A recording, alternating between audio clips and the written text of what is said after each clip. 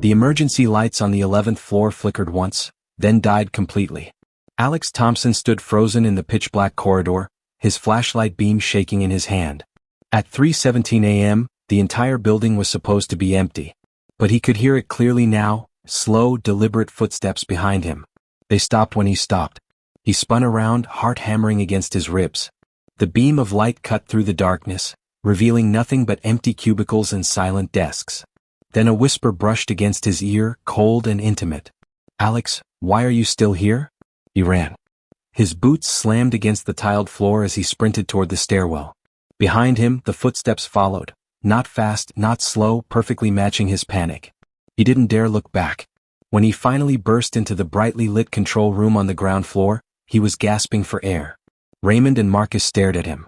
"You look like you've seen death itself," Raymond said. Alex could barely speak. "There's something on the 11th floor." That was the night everything changed. Alex Thompson had taken the night security supervisor job 3 weeks ago out of pure desperation. After his divorce, the debts, and losing his day job, he needed money badly. The pay was almost double the normal rate, and all he had to do was watch over an 18-floor corporate building from 10 p.m. to 6 a.m. The first week was peaceful. Too peaceful. But strange things began on the second week. It started with small sounds. At 1:40 a.m. on a rainy Thursday, while doing his patrol on the 14th floor, Alex heard typing. Clear, steady keyboard clicks coming from the far end of the dark office space. He moved toward the sound, flashlight sweeping left and right. The moment he reached the last row of cubicles, the typing stopped. Complete silence. He checked every desk. Empty. Rain playing tricks, he told himself. But as he turned to leave, a chair creaked loudly behind him, as if someone had just sat down. That same night, while reviewing CCTV in the control room, he saw a tall shadow glide across the 9th floor camera. When he rewound the footage, the shadow was there for 3 seconds before vanishing completely. Marcus, the young guard, had seen it too but stayed quiet. On the third night, things escalated. Alex was on the 9th floor, an empty floor under renovation, when all the emergency lights suddenly went off. Total darkness. His radio crackled with static. Then he heard footsteps again. Matching his exactly. When he stopped, they stopped. When he walked, they walked. A cold whisper came from directly behind him. "Leave." Alex didn't sleep for the next 2 days. Old guard Raymond finally told him the truth during their break. 2 years ago, a guy named Daniel worked here. Software engineer. He used to stay late. One morning, they found him on the 11th floor. He had jumped. The company called it suicide, but Daniel kept telling people that someone was watching him at night. Following him. Alex felt ice in his veins. "Why didn't you tell me this before?" Raymond shrugged. "No one stays long if they know the story." Alex needed the money too badly to quit, so he stayed. But he started carrying a small voice recorder on every patrol. On the 10th night, he left the recorder on a desk on the 11th floor and stepped away for 5 minutes. When he returned and played it back, his blood ran cold. After the sound of his own footsteps walking away, a calm, clear voice spoke. "Why are you still here, Alex?" He knew his name. The final night came on a cold Monday. Alex decided he would face it. At 4 a.m., he went alone to the 11th floor, the same floor where Daniel had died. He stood in the middle of the open workspace, flashlight off, breathing heavily. He shouted into the darkness. "If you're here, show yourself. What the hell do you want from me?" For 10 long seconds, nothing. Then, one by one, the emergency lights began turning on. Slowly. Moving toward him in a straight line as if someone was walking and switching them on. The last light above Alex's head came on. At the far end of the corridor stood a man in a white formal shirt and black pants. Perfect office attire. He stood completely still, head slightly tilted. Alex's flashlight fell from his hands. The figure had no face. Just smooth, pale skin where eyes, nose, and mouth should have been. It started walking toward him. Steady. Unnatural. No sound of footsteps now. Alex's legs finally obeyed. He ran faster than he had ever run in his life. He didn't stop until he reached the ground floor, screaming for Raymond and Marcus. He quit the job the very next morning. 2 weeks later, Alex was back in his small one-bedroom apartment, trying to rebuild his life. He had blocked the building's number. He had deleted all the photos. He wanted to forget. But on a quiet Thursday night at exactly 3:17 a.m., he woke up suddenly. He could hear typing. Slow. Steady. Coming from his living room. His hands turned cold. He lived alone. With trembling fingers, he picked up a kitchen knife and slowly opened his bedroom door. His laptop was open on the table. The screen glowed in the dark room. A blank document was open. Letters were typing by themselves. Alex stood frozen as the words appeared one by one. "You left the building, Alex?" "But I was never only in the building." The typing stopped. Then a new line appeared. "I'm with you now." The screen went black. Behind him, Alex heard the soft creak of his sofa, like someone had just sat down. He never turned around. The passenger in the back seat smiled at Ethan through the rearview mirror. But when Ethan looked again, the seat was completely empty. Ethan Brooks, 31, had no choice. After losing his marketing job and his relationship, he started driving for a ride-hailing app on the night shift, 9 p.m. to 6 a.m. The higher surge fares were the only thing keeping him from losing his small apartment. Most nights were routine. But this cold November night felt wrong from the beginning. At 1:45 a.m., a ride pinged in a deserted industrial zone. Empty roads, closed factories, thick fog. Ethan almost canceled, but the fare was too good to ignore. He reached the pickup point. A man in a dark hoodie stood under a flickering streetlight. Pale face, no bag, no expression. Ethan unlocked the door. The man slid into the back seat silently. "Where to?" Ethan asked. The man replied in a low, calm voice, "Drive straight. I'll tell you when to turn." Something about the voice made Ethan's skin crawl. He started driving. 10 minutes passed in complete silence. Ethan kept glancing at the mirror. The passenger stared out the window, face half hidden. "You okay?" Ethan asked. No reply. Then the man spoke suddenly. "Do you believe in second chances, Ethan?" Ethan's hands froze on the wheel. He had never told the passenger his name. "How do you know my name?" The man gave a small smile. "I've been watching you for a long time." Ethan's heart started racing. "This isn't funny. Get out of my car." The man ignored him. 3 months ago, you nearly crashed into a truck on the highway because you fell asleep driving. I was there. I honked and woke you up." Ethan went cold. That had really happened. "Last month," the man continued, "you were going to take sleeping pills with alcohol after your breakup. I made your phone ring, a wrong number. You got distracted and didn't swallow them." Both incidents were true. Ethan had told no one. "Who the hell are you?" Ethan whispered. The passenger leaned forward. "I'm the one who has been riding with you on every bad night. Keeping you alive. You were supposed to die tonight, but I keep changing it." The fog grew thicker. The road ahead looked endless. "Turn left here," the man ordered. The road led to an old bridge over a deep river gorge. "Stop the car in the middle of the bridge," the man said. Ethan's voice shook. "I'm not stopping."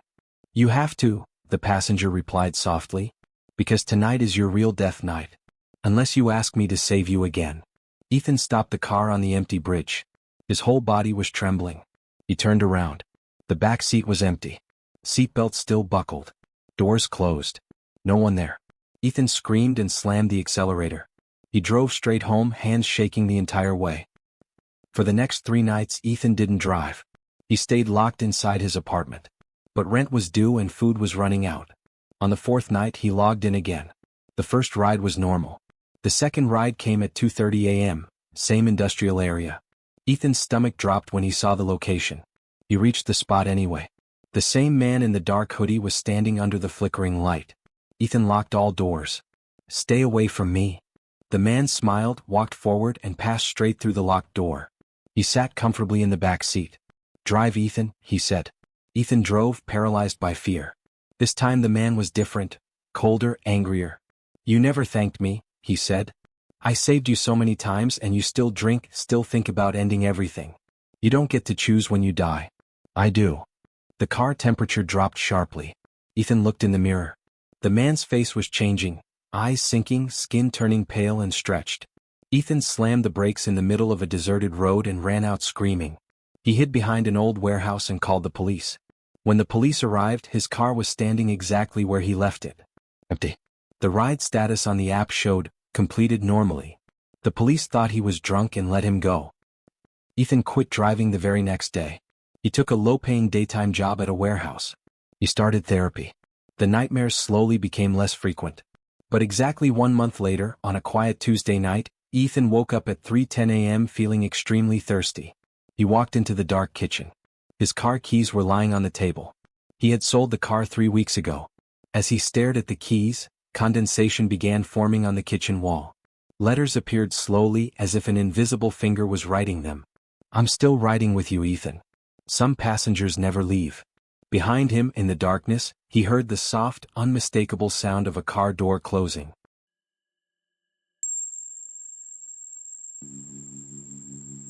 At 4:12 a.m., the heart monitor in room 317 started beeping loudly. But when Victor reached the room, the bed was empty.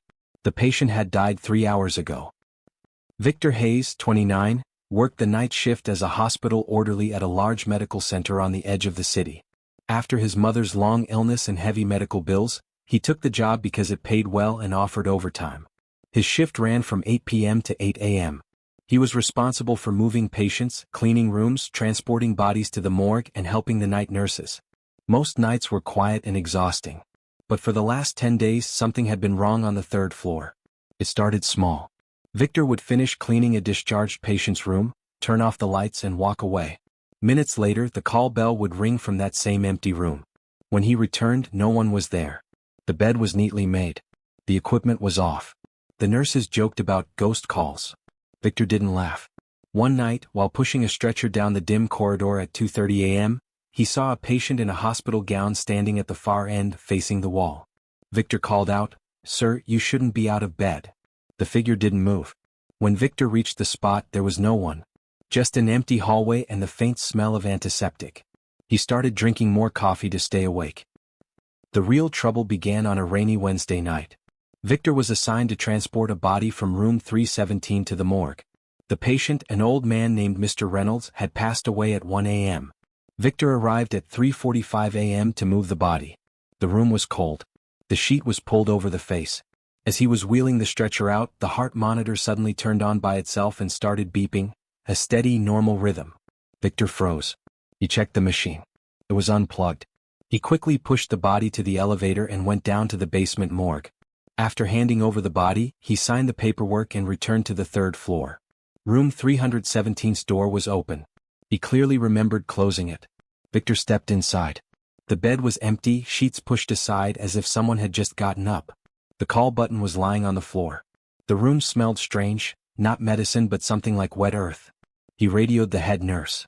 "Did Mr. Reynolds have a roommate I don't know about?" The nurse replied, confused, "No. That room has been single since he died." "Why?" Victor didn't answer. From that night onward, things became worse. Every night around 4 a.m., Victor would hear footsteps in the corridor, slow shuffling like someone dragging 4 stands. But when he checked, the hallway was empty. Sometimes he would find wet footprints on the floor leading to room 317, even though it hadn't rained inside. One night, Victor decided to sit in the nurse station and watch the CCTV for room 317. At exactly 4:07 a.m., the camera feed went black for 12 seconds. When it returned, the bed that was empty was now occupied by a figure lying under the sheet. Victor ran to the room. It was empty again. He started keeping a small notebook. He wrote down every strange incident. On the 8th night, while doing rounds, he found his own notebook open on a desk in an empty room. A new line was written in handwriting that wasn't his. "She is waiting for you, Victor." His mother had died 2 years ago. The breaking point came on his 12th night. Victor was alone on the floor at 4:20 a.m. Most nurses were on break. He was checking rooms when he heard a familiar voice from room 317, soft, weak, calling his name. "Victor, Beta?" It was his mother's voice. His hands started shaking. He knew it was impossible. But the voice kept calling, gentle and loving, the same way she used to call him when he was a child. He walked toward the room like he was in a trance. The door was slightly open. A pale blue light glowed from inside. Victor pushed the door open. His mother was sitting on the edge of the bed in her old white nightgown, looking exactly as she did before she passed. She smiled weakly at him.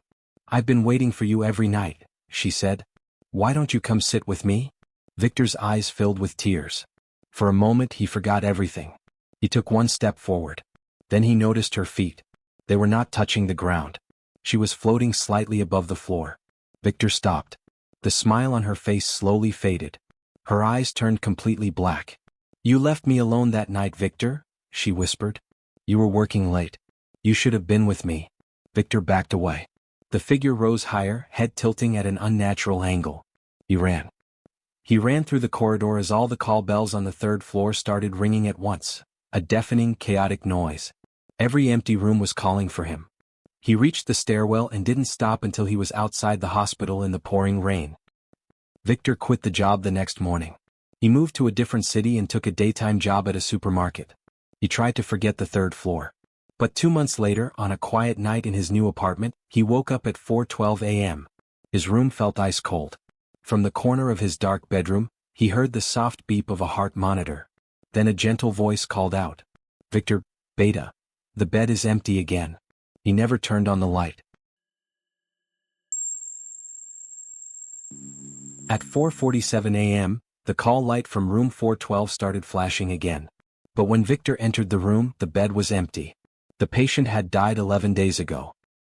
Victor Hayes, 27, worked the night shift as a nursing assistant at St. Mary's General Hospital on the outskirts of a mid-sized American city. After financial struggles, he took the job for the pay and overtime. His shift ran from 9 p.m. to 9 a.m. He handled patient rounds, moved equipment, transported bodies, and assisted the night nurses on the fourth floor. The first month was normal. Then the strange calls began. Room 412's call bell would ring multiple times every night. When Victor arrived, the room was either empty or the patient was asleep. The senior nurses blamed it on faulty wiring. But it wasn't just the bell. One rainy night at 3:15 a.m., Victor saw an elderly woman in a hospital gown walking slowly down the dimly lit corridor. She looked disoriented and frail. "Ma'am, you shouldn't be out of bed." "Which room are you in?" he asked. The old woman turned. Her face was pale, eyes sunken. She whispered, "Room 412? I need to go back." Victor gently took her arm and walked her to room 412. He helped her into bed, covered her, and noted it down. When he returned to the nurse station, he asked the head nurse, "Who's the elderly lady in 412? The nurse frowned. 412 has been empty since Mrs. Eleanor Hayes was pronounced dead 11 days ago. Victor felt a cold rush. He went back to the room. It was completely empty. The bed was perfectly made. That night he couldn't sleep. After that, the old woman began appearing regularly. Every night between 3 and 5 a.m., she would be seen walking the corridor or sitting on the edge of the bed in room 412. Sometimes she would call Victor by his full name, even though he had never introduced himself. One quiet night, while Victor was alone restocking supplies, the old woman appeared directly in front of him near the medicine station. She looked more solid than before. She spoke in a weak, trembling voice. "Victor, where is my son? He left me here alone." Victor's heart pounded. "Who are you? How do you know my name?" "My name is Eleanor Hayes," she said sadly. "I died in room 412 11 days ago. My family left quickly after I passed. They never even held a proper funeral. I can't leave until someone helps me." Victor remembered the case now. The family had caused a scene and left the same day. The woman stepped closer. Her bare feet made no sound on the floor. "Victor, will you help me?" Suddenly, all the lights in the corridor began flickering violently. The woman's face changed, her eyes turned milky white, and her mouth opened unnaturally wide. Victor ran back to the nurse station and locked the door. When security arrived, everything was normal. No woman. No sign of anything unusual. The horror escalated. Wet footprints would appear leading from room 412 to the nurse station. The temperature in that room stayed unnaturally cold. Sometimes Victor heard an old woman crying softly from inside the empty room.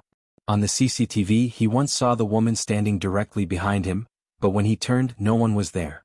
On his final night at 4:50 a.m., the call bell from room 412 rang non-stop. Victor went one last time. The old woman was sitting on the bed, crying. "Please, Victor, take me home. I'm so lonely here." For a second, Victor felt pity. But when he stepped forward, the woman's head twisted 180 degrees with a sickening crack. Her voice became deep and distorted. "Stay with me, forever." Victor screamed and ran. He quit the job that same morning without collecting his final paycheck. 3 weeks later, Victor had started working at another hospital across the city on the day shift. He thought the nightmare was over. But on his fourth night covering someone's shift, at exactly 4:47 a.m., the call light in Ward 3 began flashing. The room number, 412. Even though this hospital used completely different numbering. Over the intercom, he heard the old woman's voice. "Victor, room 412 is ready for you."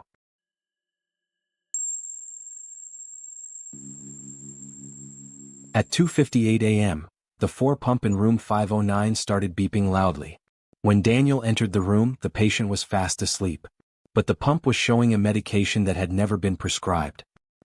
Daniel Brooks, 26, worked as a night shift patient care technician at Riverside General Hospital. The pay was decent and he needed every dollar after his student loans.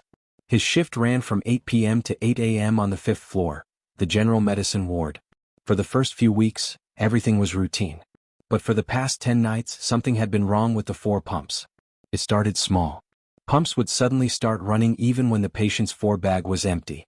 Sometimes they would beep error codes that didn't exist on the hospital system. The nurses blamed it on old equipment. Daniel wasn't so sure. On the 11th night, things took a darker turn.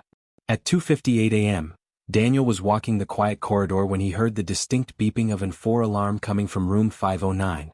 He entered quietly. The elderly male patient was sleeping peacefully. But the 4 pump was running at full speed, pushing a clear liquid into his vein. Daniel checked the screen. It showed a drug called midazolam at a dangerously high dose. The problem was, this patient was not prescribed midazolam. He wasn't even on any sedatives. Daniel quickly stopped the pump and checked the patient's vitals. Everything was normal. The man was breathing fine. He replaced the 4 bag and noted the incident. When he told the night nurse, she checked the digital records. "There's no record of any midazolam being ordered for this room tonight," she said, looking uneasy. That was only the beginning. The next few nights became terrifying. Every night around 2:55 a.m., the 4 pump in a different room would start acting on its own. Sometimes it would whisper. Yes, whisper. Daniel first heard it on the 13th night. He was alone in room 517 checking on a patient when the 4 pump began speaking in a very low, raspy female voice. "Daniel, don't leave me here." He froze. The voice was coming directly from the small speaker on the 4 machine. When he stepped closer, it stopped. He told himself it was exhaustion playing tricks on his mind. But it kept happening. On different floors, in different rooms, the 4 pumps would suddenly activate and speak his name. Always the same soft, feminine voice. Sometimes it would say things only he could know. "Daniel, you promised your mother you would visit more often." His mother had passed away last year. He had missed her last few days because he was working. By the 15th night, Daniel was terrified. He started carrying a small audio recorder with him. At 2:57 a.m., he stood outside room 503 when the 4 pump inside started beeping. He entered slowly. The patient was in a deep sleep. The pump turned on by itself and the whispering began again. "Daniel, they left me in the basement. I'm still down there." Daniel's blood turned cold. He knew what that meant. The hospital morgue was in the basement. He ran out of the room and went straight to the charge nurse. He demanded to see the security footage for the 5th floor. What he saw on the recording shook him to the core. At exactly 2:55 a.m., a woman in a hospital gown walked into room 503. She stood next to the 4 pump for a few seconds, then disappeared. The pump turned on immediately after she vanished. The woman looked exactly like the voice sounded, young, pale, with long dark hair. Daniel searched the hospital records that night. He found her. Her name was Sarah Klein. She had died in this hospital 4 months ago after a failed surgery. She was only 24. On his final night, Daniel decided to end it. At 2:50 a.m., he went to the basement morgue with his flashlight. The area was strictly restricted, but he didn't care anymore. The morgue was freezing cold. As he walked between the steel drawers, one of the 4 pumps that was kept in the storage area suddenly turned on by itself. The whispering started again, much clearer this time. "Daniel, thank you for coming." He turned around. Sarah was standing right behind him, fully visible, wearing the same hospital gown. Her skin was deathly pale and her eyes were completely black. "You kept hearing me," she whispered. "No one else listened. They all thought I was gone. But I'm still connected, through the machines." Daniel's voice cracked. "What do you want from me?" Sarah tilted her head unnaturally. "I want you to stay with me. Turn on all the 4 pumps on the 5th floor tonight. Let everyone feel what I felt." Daniel backed away slowly. Sarah started walking toward him, her bare feet making no sound. He ran out of the morgue and didn't stop until he reached the parking lot. He quit his job through a text message at 6 a.m. and never went back. 2 months later, Daniel was working at a different hospital in another state, this time on the day shift. But on a quiet Thursday night while covering a colleague's shift, at exactly 2:58 a.m., the 4 pump in the room he was checking turned on by itself. A soft female voice came through the speaker. Daniel, you can run. But you can't disconnect.